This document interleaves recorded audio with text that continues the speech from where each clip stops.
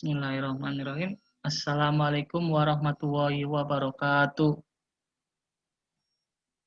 Ya, perkenalkan, nama saya Muhammad Aksanul Hilmi, NIM 61014181122 dari Rombel PCKR C 2018. Yang terhormat, dosen pembimbing kita, Pak Wahyu Ragil Kurniawan, SPT MPT, yang kami hormati, teman-teman seperjuangan. Di sini saya akan memenuhi tugas IPTEK, yaitu mengembangkan teknologi yang berjudul motor penembak bola dalam sepak bola. Yang pertama, latar belakang. Sepak bola adalah olahraga yang terkenal di seluruh dunia. Semua kalangan bisa memainkannya, mulai dari anak-anak, remaja, dewasa, bahkan orang yang sudah lanjut usia pun masih ada yang aktif untuk bermain sepak bola.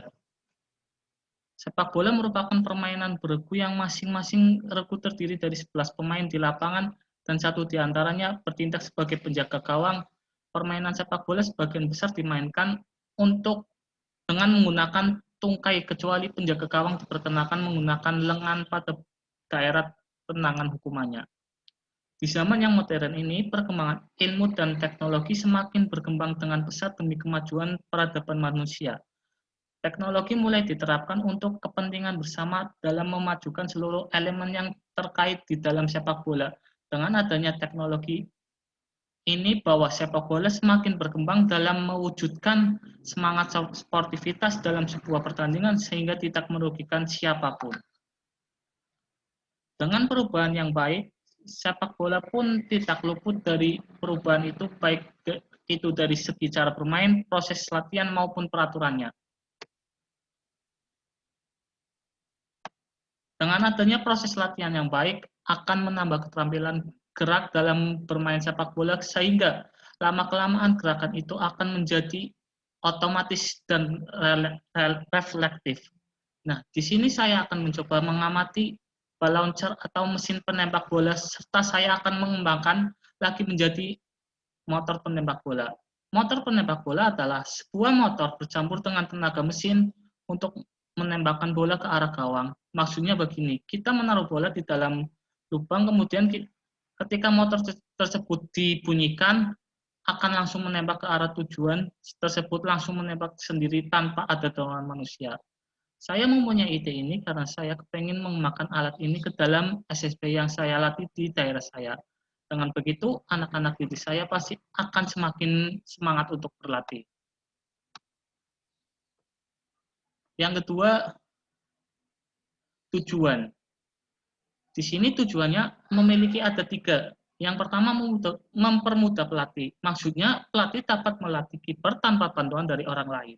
Yang kedua, melatih kiper. Kiper akan dilatih secara refleks, kelincahan, dan lain-lain menggunakan alat ini. Jadi alat ini akan menembak ke beberapa tembakan ke arah kiper. Dan yang terakhir, melatih akurasi tendangan pemain. Para pemain dapat menganalisis bagaimana tendangan yang akurat ke gawang.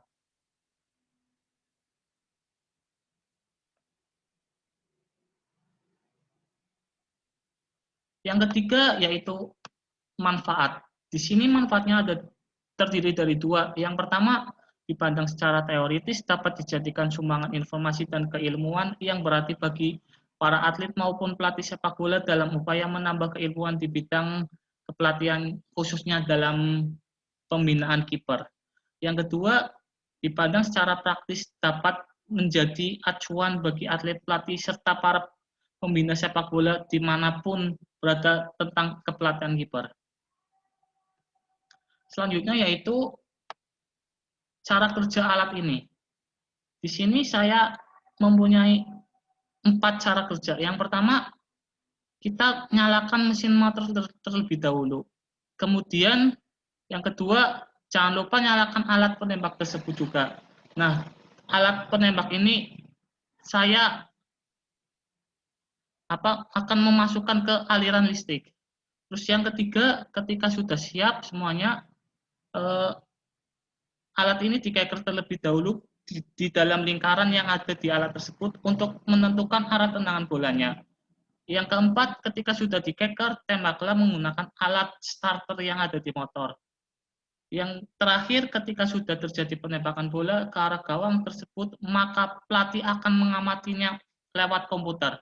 Karena di dalam alat tersebut udah ada semacam memori kecil untuk merekam serta memudah untuk mengamati. Di sini ini gambar alat yang saya kembangkan. Yang pertama ini alat penembak bola secara real, secara nyata. Terus saya akan memodifikasinya dengan sepeda motor. Nah, jadi nanti alat yang ini kita masukkan ke dalam motor. Masukannya itu ada ada kabelnya. Jadi nanti udah tersambung.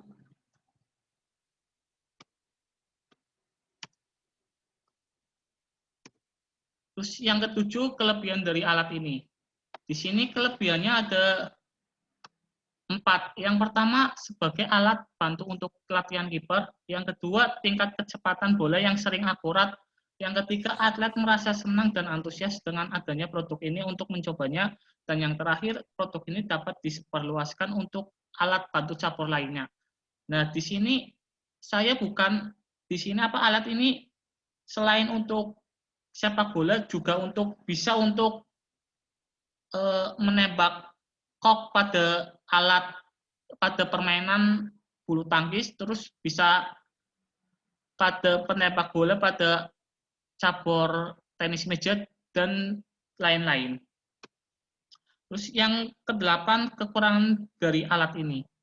Di sini kekurangannya ada 6. Yang pertama terdiri dari masih menggunakan listrik, kebanyakan di lapangan masih jarang adanya aliran listrik. Yang kedua, perlu diatur ulang ketika sensor terlalu sensitif. Yang ketiga, sulit untuk dibawa kemana-mana karena alatnya lumayan berat.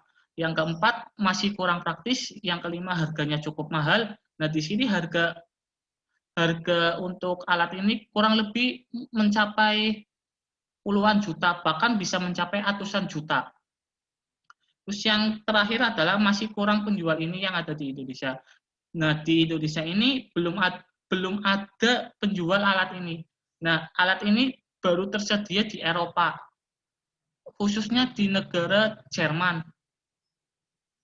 Terus saya di sini juga akan memotivasi kepada anak didik saya, yaitu motivasinya believe in the process and do not forget to pray and try. Sekian dan terima kasih. Apa ada yang mau ditanyakan? Saya buka sesi untuk tanya jawab. Izin bertanya, nama saya Sofia Mikalia. Apa alasan Anda memilih produk ini? Karena kan harganya dibilang cukup mahal, bahkan mahal sekali. Itu kenapa? Ya, saya memilih produk ini adalah saya ingin mengembangkan kiper supaya kiper itu bisa menjadi refleks, menjadi hebat lah intinya. Nah, jadi saya ingin bisa membuat bibit-bibit muda untuk dicabur sepak bola, khususnya untuk kiper. Nah, di Indonesia ini kan kipernya itu masih bisa dibilang masih kurang hebat, bahkan masih kalah saing dengan negara lain. Itu alasan saya. Terima kasih. Apa ada yang mau ditanyakan lagi?